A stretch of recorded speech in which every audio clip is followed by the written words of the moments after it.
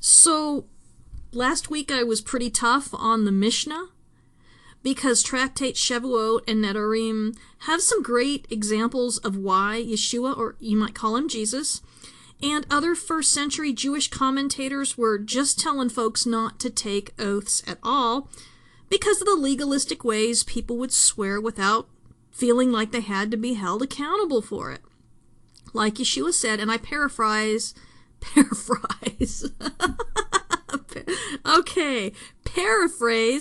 just be honest, let your yes be yes and your no be no, but all this legal wrangling and playing with what the Torah says is just plain evil. He didn't mince words when it came to this rebuke. Now this week I'm going to give credit where credit is due as far as the Mishnah goes, because if it wasn't for the Mishnah tractates dealing with the tithe, the various tithes would be all but impossible to understand from the text itself for the average reader, and me included. I mean, I'll tell you something. I read, oh geez. I used to read the Bible front to, I actually still do, so don't get the wrong. But when I was a new Christian, even, I would read the Bible front to back, but I would get to the stuff about the tithe. I was going, what? There seems to be more than one tithe. I don't understand, and what's going on here? And I know a lot of people feel the same way. I actually did a kids video for Context for Kids explaining the tithe because it's convoluted. Torah was written to people who understood the concept of all this stuff and were living it, and so it didn't have to be enormously clear, whereas we're coming in going, what? I don't know what we're talking about. So if it wasn't for the Mishnah, I just wouldn't be able to understand. It tells us exactly how the tithes were administered in biblical times, and so we'll talk about that a bit, as that was not something that Yeshua criticized the Pharisees and Scribes for. But we'll also be talking about the incredibly important ancient Near Eastern concept of mishpat and tzedakah, justice and righteousness. Hi, I'm Tyler Dawn Rosenquist, and welcome to Character in Context, where we explore the historical context of Scripture and talk about how it bears on our own behavior and witness as image bearers. You can find my teachings, excuse me, on my website, theancientbridge.com and contextforkids.com, as well as on my YouTube channels, which are accessible from my websites. You can also access past broadcasts on my podcast channel, characterincontext.podbean.com, and my context books for adults and families are available through Amazon.com.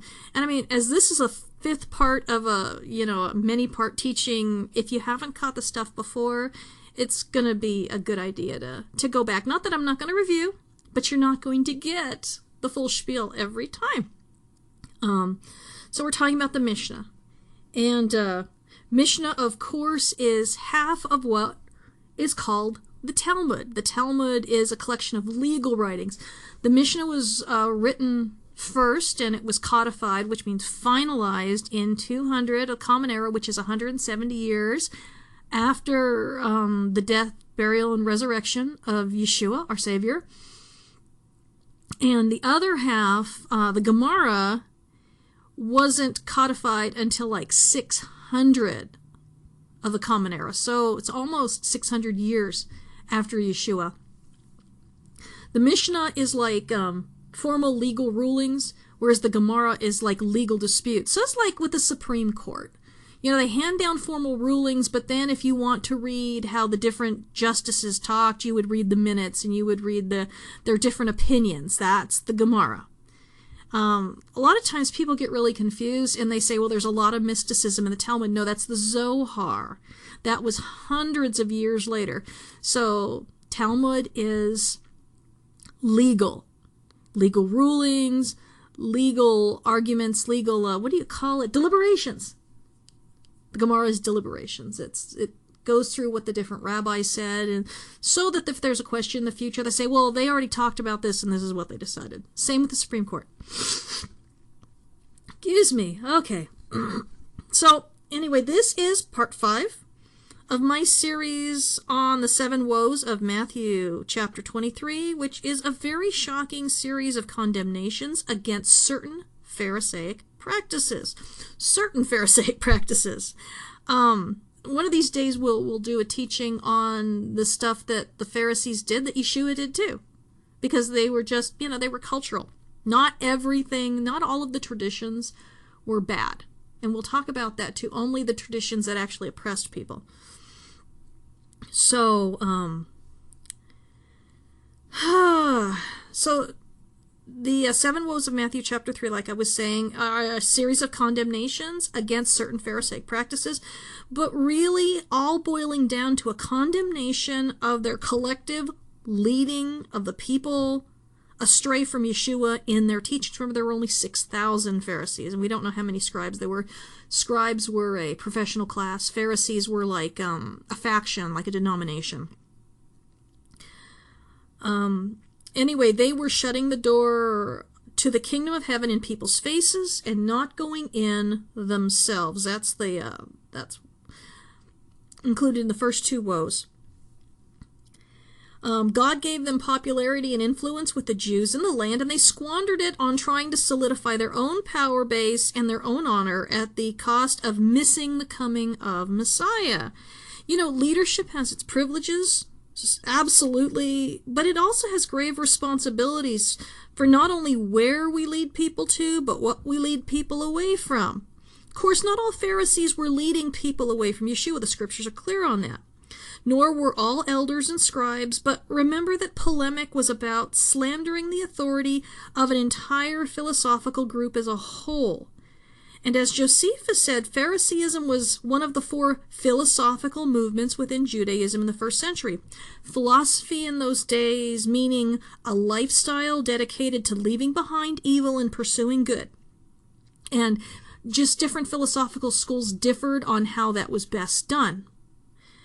Now, in those days, people also spoke in stereotypes as a rule. What? You didn't think all Cretans were liars, did you? So let's read the 4th woe here. This week we're going to go back to the Tree of Life version, which doesn't use Pharisees and Scribes, but instead Pharisees and Torah scholars. I don't like that translation in that way. I actually like the Tree of Life translation an awful lot because it boxes scribes in too tightly, and not all of them were Torah scholars. But if you want more of an explanation than that, you can check out the teaching I did a few weeks back on Pharisees and Scribes that's posted on my podcast channel. He probably was narrowly addressing the scribes who were also Torah teachers and Torah scholars among the Pharisees, but not necessarily. Remember that linguistic experts aren't always historical experts, and vice versa. No one can know everything. I can't translate a Bible, and so I don't expect translators to know every little historical tidbit. That's why we need everyone. Okay, so let's read this from Matthew 23, starting in 23. So we're 23:23. Woe to you, Torah scholars and Pharisees, hypocrites.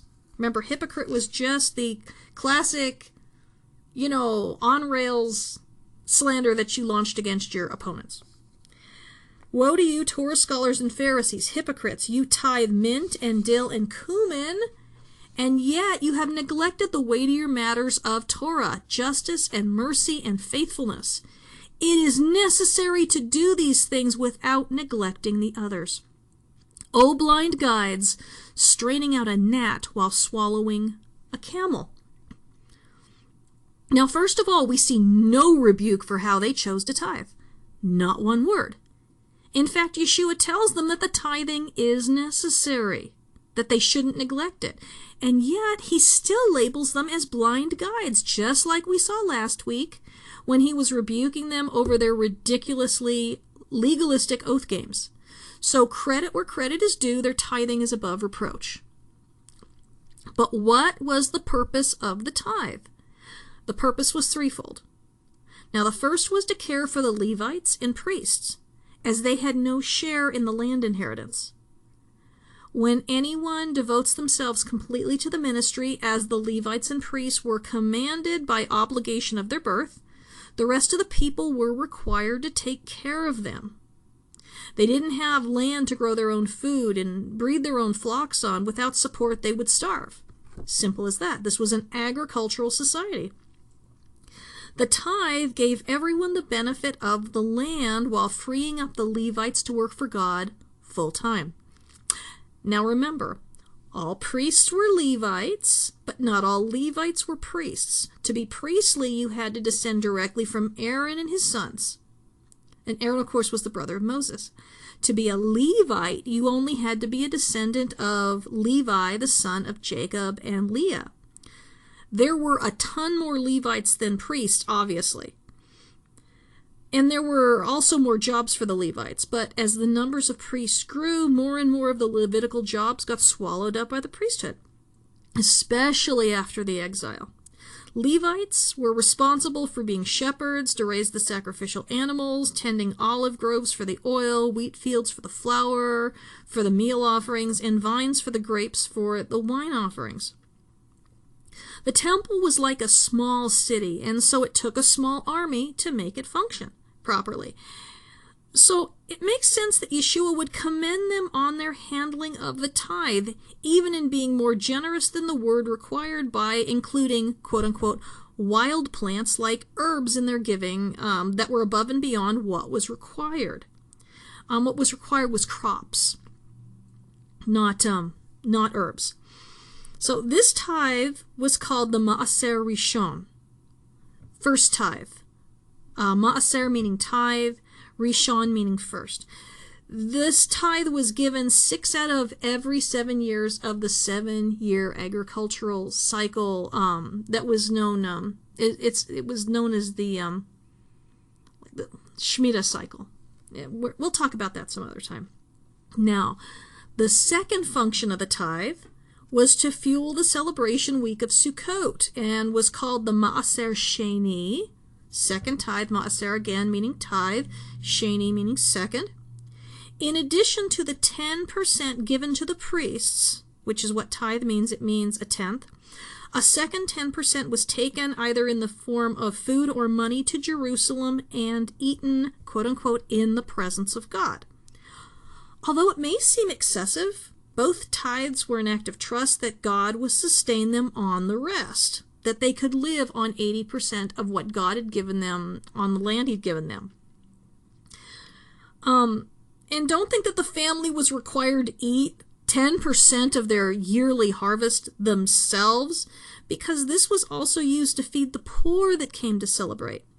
The tithe happened 4 years out of every 7-year cycle, in the first, second, fourth, and 5th year. So we've got the tithe, we've got Maaser Sheni, the first tithe for the Levites and priests. That's the first 6 years of every 7 years. Of course, in the 7th year, the land was not harvested. It laid fallow. The land was given a rest. It was supposed to. It actually never happened in First Temple times. It did happen in Second Temple times. But anyway, and so the second tithe happened in the first, second, 4th, and 5th years of the 6-year cycle. Stay with me. Now, the third function of the tithe was to take care of the poor. The Maaser Ani, or the poor man's tithe, was given every 3rd and 6th year of the 7-year cycle. So whenever they weren't giving the second tithe, they were giving the third tithe. So the third tithe was not an additional 10% on top of the first 20%. It was part of that 20%, just on the 3rd and 6th year. I hope I'm explaining this well. It's easier with a chart. So, like, instead of eating like gluttonous pigs for a week during those 2 years, the tithe was placed in the storehouses to be distributed to the poor by the Levites. That would sustain the poor during the intervening years. It was an excellent system. I keep always thinking about all that food. If you had like a lot of land, oh my gosh, that would like be crazy insane, especially as agricultural practices improved. No, I don't want to eat anymore. But, you know, that's the thing. You were also making sure that the poor had enough to eat. It was a commandment. You didn't let your brother You didn't allow your brother to be humbled during a feast week. Everyone participated in the bounty of the land. And yes, if you know tithes, you also know about the terumah, which is the free will offering, the bikurim, which is the wave offering, the Levites tithe, the priest tithes, etc. But we're not going to talk about those because they're not important here. We're only concerned with why Yeshua was using this in order to highlight a greater issue. So, the tithe was there to care for those of limited means, whether it be job related by genealogy, because the priests and the Levites, they just did not have land of their own, or poverty related. Sometimes people fell into terrible situations and they actually had to lease their land out for as many as 49 years. So the spirit of the law is to care for those who cannot care for themselves for whatever reason, and for those who worked full-time for God and who were therefore denied other opportunities normal people take for granted, like having normal jobs and being able to be a farmer and grow your own food. Which brings us to the ancient concept of mishpat and tzedakah. And I have an amazing book to recommend. My copy is in New Mexico with my friend Dina Dye right now, because there is a book I want written and I want her to write it. One, so I don't have to write it, and two, I think she would be a better person to write it than me. So she has my book, but it was written by Moshe Weinfeld and is called Social Justice in Ancient Israel and the Ancient Near East. Oh, and check out Dina Dye's books too. She's amazing. It was an eye-opener for me when I read it about 4 years back with my study group. Now, when Yeshua told the Pharisees and Scribes that they were neglecting the weightier matters of justice and righteousness while going overboard on the optional stuff, he was speaking in terms that the entire ancient world would have understood. Righteousness and justice, righteous judgment, what the heck? Righteousness and justice, when the two words appear together in a sentence, are a hendiadis. Oh boy, what a word. Two words that mean something when used together that is larger than just the meaning of the two words. Like, if I say, come inside, it's nice and warm, you know it means something better than simply being warm, which isn't always pleasant, or nice, which is vague. If it's a hot day, you say, come inside, it's warm. It's like, no, I'll stay out here. Thank you very much. If you say, hey, come in here, it's nice, well, you don't know if there's a dress code required. You know it means something better than either of the two. It's being nice and warm means cozy, and we all, well, probably everybody who's an American knows this hendiadis. It means cozy. It's a comforting combination. More than just nice and more than just warm. In the same way, righteousness and justice in the ancient world stood for the actions of an ideal king.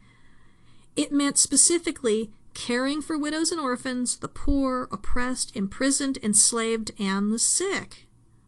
Throughout the Hebrew Bible, Israelites are called upon to behave according to this kingly ideal that all the pagan nations around them recognized. Without limit. But what I mean is they were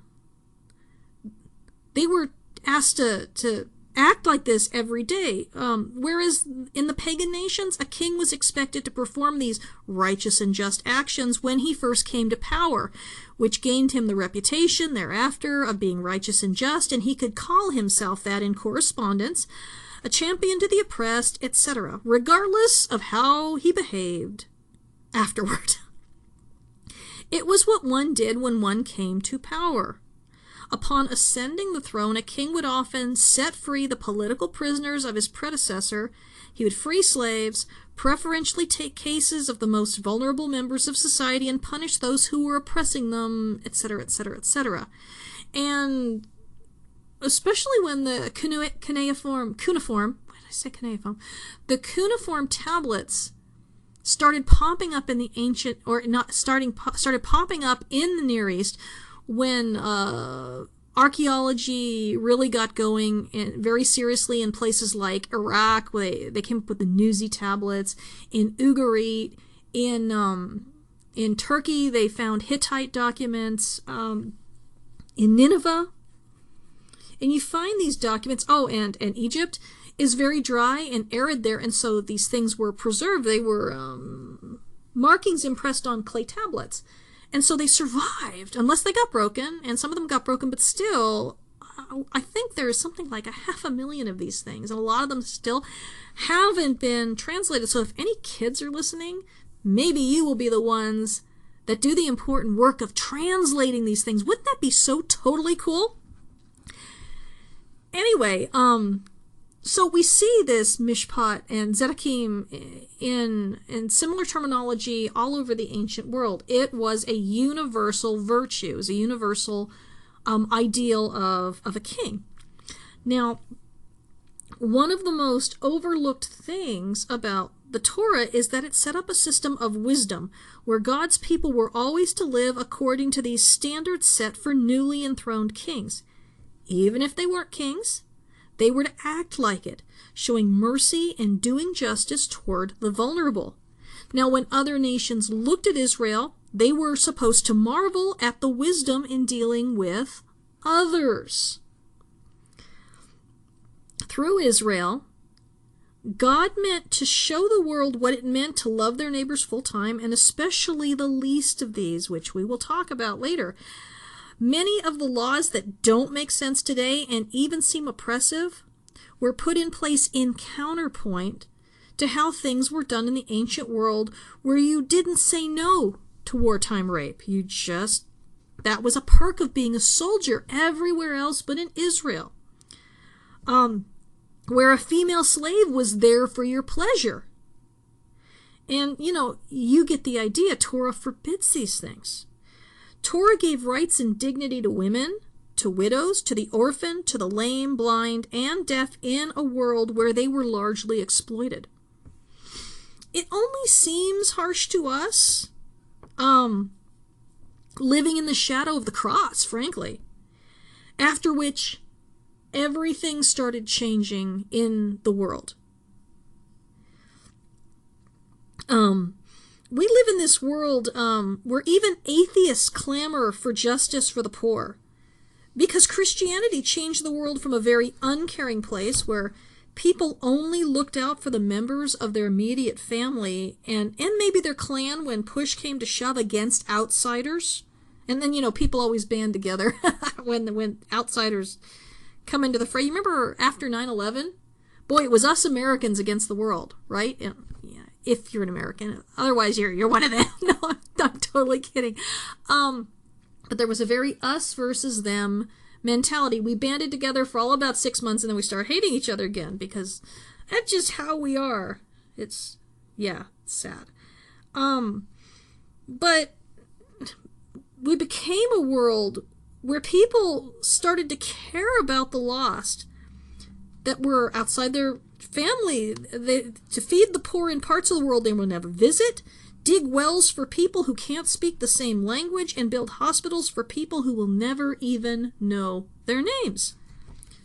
The world wasn't like that when Yeshua came, not even among the Jews. As a matter of fact, if you read Yoma 9b, in the Talmud, they call the first century a time of gratuitous hatred among the Jews. So, and they say that's why the temple was destroyed, because they recognized that people were hateful. Now, the world wasn't like it is now when Yeshua came. It takes a very long view of history to even begin to understand and appreciate the impact of his life, death, and resurrection. We look at the world and we see it through a very normal time. We see how things are going wrong. We see that in a lot of ways our society in America is becoming more chaotic. It's crumbling in some ways. But if we look at the whole picture, we also see that even people who we don't agree with are very concerned with the kind of biblical principles that Yeshua came to teach us. And I will be right back after the break. So welcome back to the second half of Character and Context, and this is our fifth part of teaching on the woes of Matthew 23, and that's not woe, that's woe. It's cursing the Pharisees and Scribes based on the way they were leading people away from Yeshua. You may call him Jesus, and they were leading people towards themselves and away from Yeshua. And they had some things that they were doing that were not in keeping with the Torah. And this week in particular, we're talking about how, although they were diligent and Yeshua all but commended them for how they were tithing, he said they were missing the picture of doing justice and righteousness, the weightier matters of the Torah, which is taking care of neighbors and making sure people get justice and that sort of thing. And we had just finished up talking about how the first century world and the ancient world was entirely different, and after the cross everything began changing worldwide. Everywhere where the gospel was preached, things began changing. As a matter of fact, I don't know if you know this, but the first Christians were the first people who set up public hospitals. And they were also in the ancient world, babies were left out and exposed. You know, if you did, abortion in the Roman Empire was considered an abomination, but they had no problem with leaving babies out to die of exposure or to be devoured by wolves, because they figured that the gods would save them if they were special and they'd made a bad call. Yeah. That. But the Christians would rescue the babies and take them and raise them as sons and daughters, because they saw themselves as adopted into the family of God, and so they saw it as their Christian duty to do this for babies they would find on the hillsides. It's an amazing thing, and it was countercultural. It was shocking. Especially in a time of great poverty, they didn't have the money to spend on somebody else's kids, but they still did it. So, all right. So, but the Pharisees and Scribes, whom Josephus said possessed the most accurate interpretation of the Torah, and remember, he lived during the first century, well, they were missing it. They were more concerned with tithing on steroids. I mean, they weren't actually tithing on steroids, but they weren't tithing steroids. They were tithing on steroids, but with the purpose of tithing, the purpose was to feed the poor, to provide for people. They made tithing about what they were or were not doing. And if they were tithing properly, and on which things they were tithing on, and all the minutiae of the legalities, while losing sight of the people who needed their help in a time of desperate poverty. Their focus was off. They weren't seeing the right aspect of it. The tithing wasn't all about them and all their regulations and whether they were being good Jews. It was about providing for these people. And those people needed a lot more than food. They needed justice in the Roman Empire, which was not a very just place.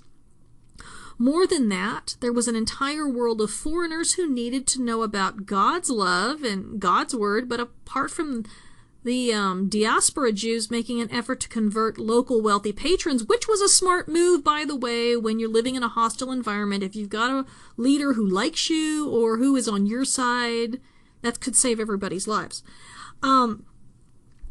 Pharisees were converting other Jews to their set of doctrinal beliefs, but very few Gentiles, percentage-wise, were joining in the nation. Shammai practically forbade it. And although Hillel welcomed, these were the two major houses within Phariseeism, two major philosophies within a philosophy. Although Hillel welcomed Gentile converts, there's nothing to suggest any formal evangelistic program. The Jews were the Jews and the Gentiles were the Gentiles, but this is the limitation of the written word and why we needed the word made flesh. Throughout his ministry, Yeshua showed his people what God looks like, what his provision and his fierce love look like. Instead of preaching about the external minutiae of commandment keeping, Yeshua talked about living the commandments from the inside out. Not just refusing to commit adultery, but not even disrespecting a member of the opposite sex by thinking about them that way. Not just refusing to murder, but to even guard the words spoken to and about others, knowing the damage they can do to a person's reputation, and not to mention the violent feuds they would start. Not needing oaths because everything you say is supposed to be above reproach. He healed people every single day of the week and delivered them from demonic oppression. He never put the externalities of the law before the needs of real people. He showed what loving one's neighbor looks like. Torah just said, love your neighbor as yourself. But we all know how easy it is to sidestep how we actually want to be loved and rationalize hardly caring about someone else while calling it love.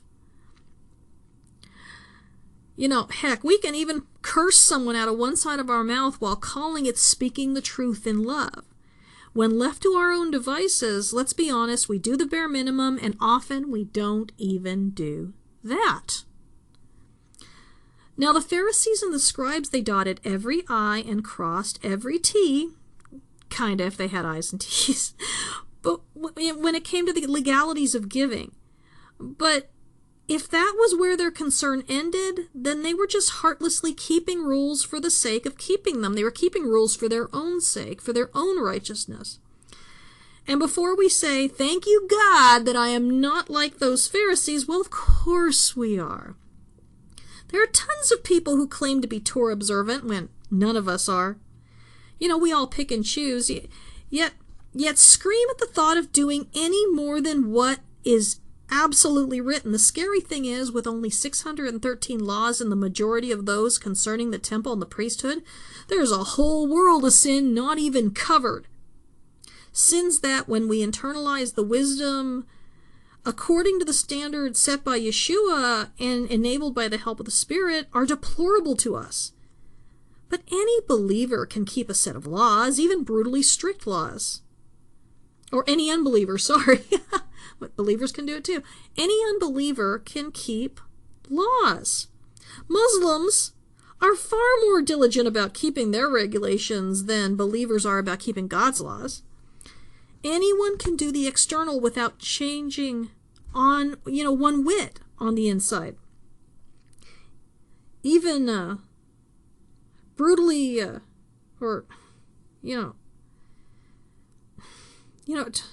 brutally, telling about brutally. Look at Paul. Keeping the Pharisaic interpretations of the law flawlessly by his own admission, and yet on the inside he was full of hatred and even murder. The outside is often about what we do to fit in and look righteous. The inside is what people can't normally see and is between us and God, and we can fake that to a point, and especially on social media. And that's what worries me about the modern social media craze, where we have quote-unquote teachers galore on YouTube and Facebook and wherever. No one knows who they are. Sometimes they go by fake Hebrew names. For all we know, they're sitting in jail somewhere, convicted child molesters. For all we know, they beat their wife and kids or their husband and kids. For all we know, they're con artists. For all we know, they've abandoned their elderly parents and are allowing them to starve. For all we know, for all we know, for all we know. They talk a good game, but who are they? And how do they live out their lives? I didn't always do this to my deep regret, but nowadays I won't recommend anyone as a teacher unless I know them personally and know their spouses and their kids personally. It may not be a foolproof plan, but I've had my share of recommending someone who turned out to be crazy. And crazy people tend to sound really interesting, which can be a distraction from their character. Or their spouse turned out to be jealous and destructive and dangerous. Or they were gossips or controlling or whatever.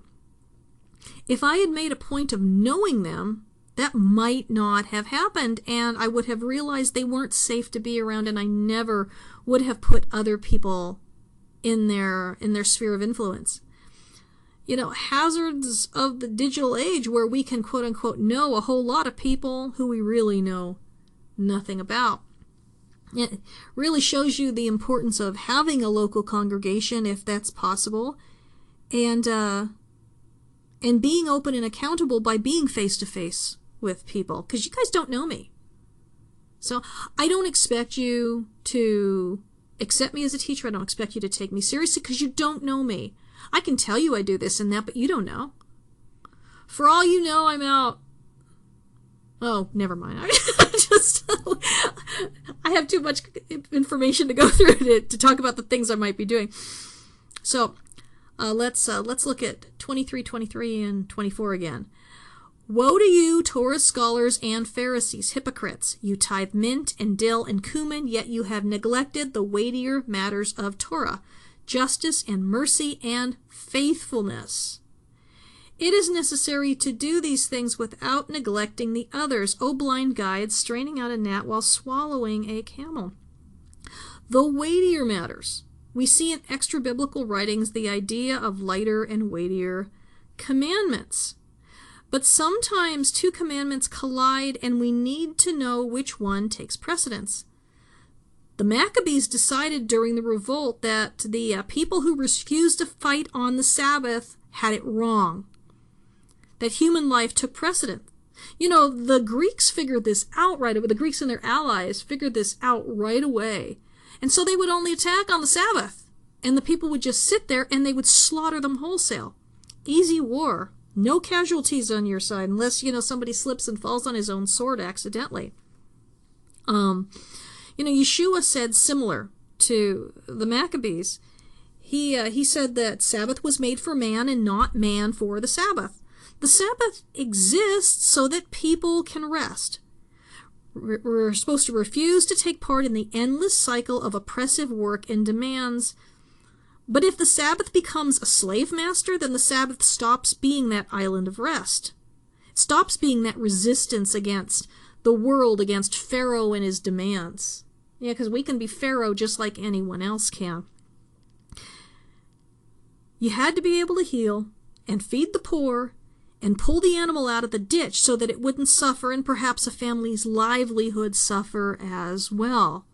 Got to look at the larger picture of human needs. I don't think anyone would rest if their animal was down in a pit anyway, suffering, and maybe it was raining and the pit was filling with water during the rainy season. It'd be like a nightmare. No one's getting a rest under those. Just pull this darn animal out of the ditch and celebrate that your animal has been saved and God is good. So in the same way, while the Pharisees were debating over the tithing of mint, dill, and cumin, which no one actually needs in order to survive, the poverty in Judea, Galilee, Samaria, Perea, and Transjordan were just terrible. I talked about that back in episode 3. Now, if they focused on meeting needs, they wouldn't have time to debate the little things. The verse talks, or the section this week talks about gnats and camels. O blind guide, straining out a gnat while swallowing a camel. Gnats and camels were the smallest and largest unclean beings in the land. And when we see things written about in the Jerusalem Talmud, they'll be written in terms of gnats and camels. In the Babylonian Talmud, the smallest and largest were gnats and elephants. So a lot of times we'll see like a parable or a saying, and it'll be the exact same one as in the Jerusalem Talmud, but it'll say elephants instead of camels. It'll say an elephant's going through the eye of a needle instead of a camel. Just because they were the largest, they were trying to say, this is ridiculous. And everyone realized that it was just stressing something that was ridiculous and impossible. But anyway, back to the thing. Now, wine containers, when opened, immediately attracted gnats. So they would place a small strainer over the opening. It would catch the gnats which had fallen into and drowned in the wine. And when the strainer was removed and emptied, the wine was free of gnats and suitable for kosher consumption. But Yeshua was telling them they were busying themselves with the smallest issues while ignoring the greatest. It would be like having a camel floating in your wine. Don't drink camel wine. Seriously, that's a pretty big vat of wine if you had a camel in there. But again, he's using something outrageous to stress an important point. Exaggeration, hyperbole, is what I was talking about. Mint, dill, and cumin weren't going to save the lives of their starving neighbors. But their focus was on the herbs instead of on the people. They were quite literally, spiritually blind in this area, ignoring the larger issue of the reason for the tithe and the people in need in their quest to keep the law perfectly according to their regulations.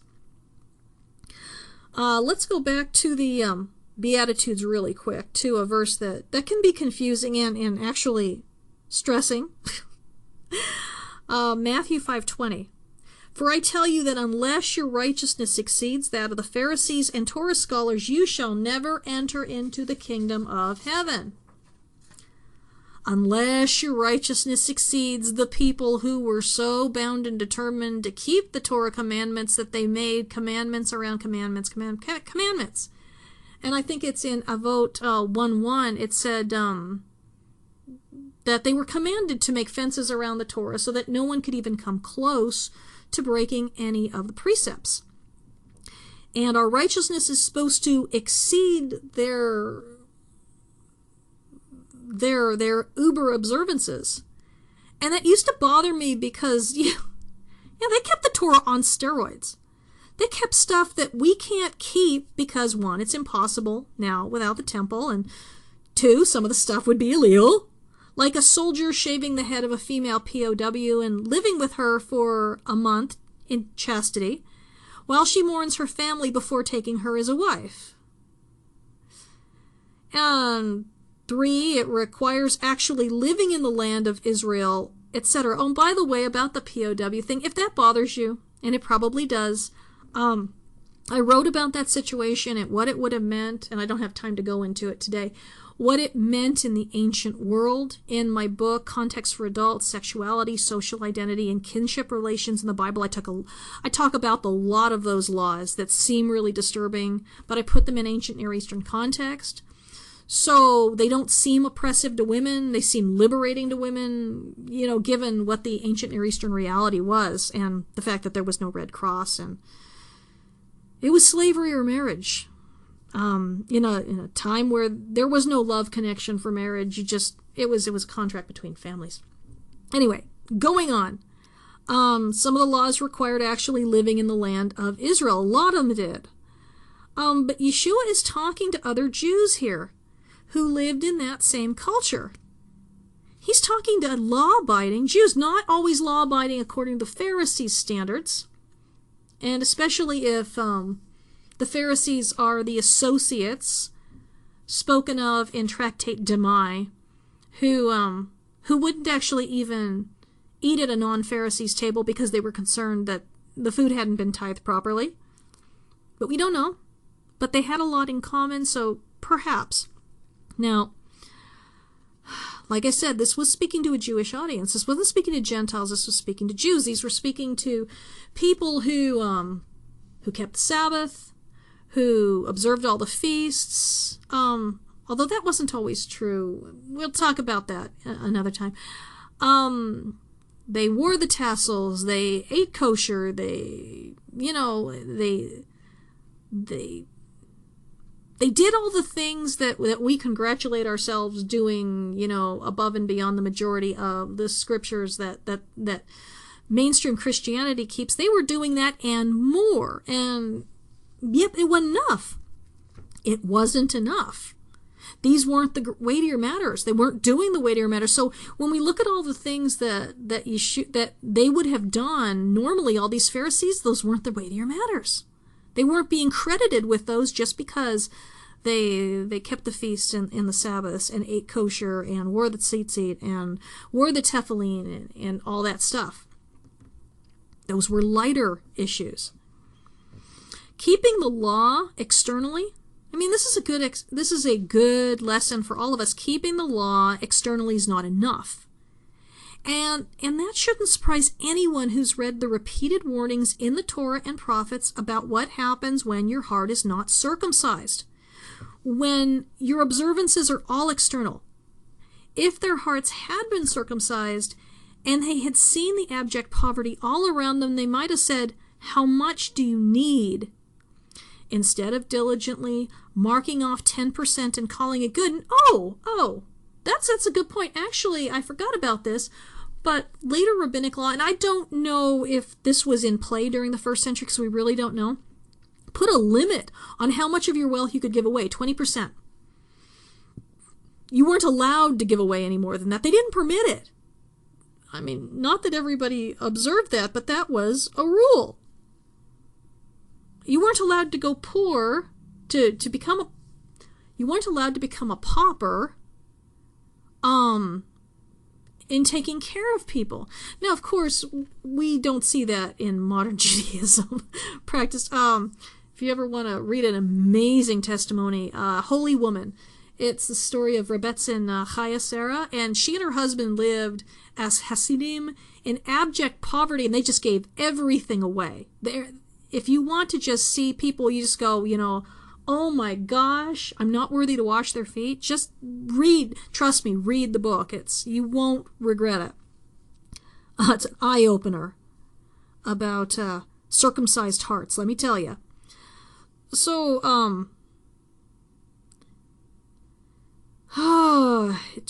they would mark off their 20% when all was said and done, the 10% for the Levites and the 10% for the feast / poor tithe. They wouldn't have needed, if you have a circumcised heart, you don't need to be told not to lust, or to slander your neighbor, or not to speak vain oaths, or not to divorce your wives frivolously, which we talked about, a few weeks back in the eunuch teaching. That's the trap of legalism. What do I absolutely have to do in order to be in good standing with God and look good to everyone around me? And legalism is a two-sided coin. There's the person who demands much of themselves and everyone, far more than what is written, and even far more than what is sane and beneficial. And there's nothing wrong with demanding a lot of yourself. There's nothing in the Bible that says, whoa, stop keeping the commandments so diligently. It's when you get controlling with others that the problem comes in. Or when you use your Torah observance as a way to break other laws, to not take care of your parents. We've talked about that. So we've got the legalism of the person who demands much of everyone, far more than is written, and even far more than is sane and beneficial, and the person who sticks only to what is written and resents anyone who does more, and I see both on social media all the time. When God's commandments are written on our hearts, we do them out of love, without making endless nitpicky demands of others, without exalting ourselves, and without criticizing and judging people who do more than we do, or trying to undermine other people's observances.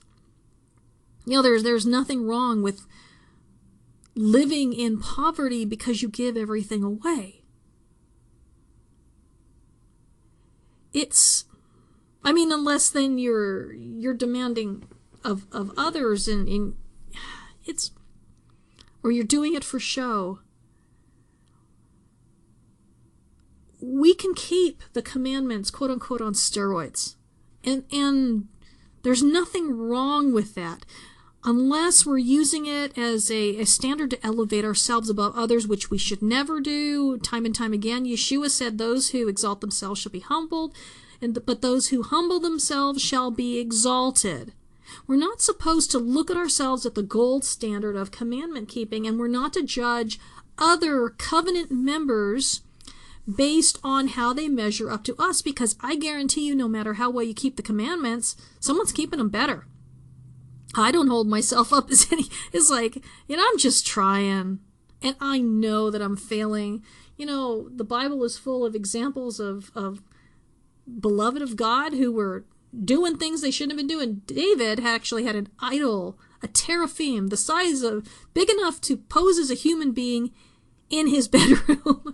We forget about that kind of stuff. None of us keep the Torah perfectly, and these days we don't even keep very much of it, and people who call themselves Torah observant really only keep a few more commandments of those that they're not calling Torah observant. Truth is, the whole world's keeping a lot of Torah now, and that is an amazing testimony to the power of the cross and the example of Yeshua. And that is it for this week. See you next week.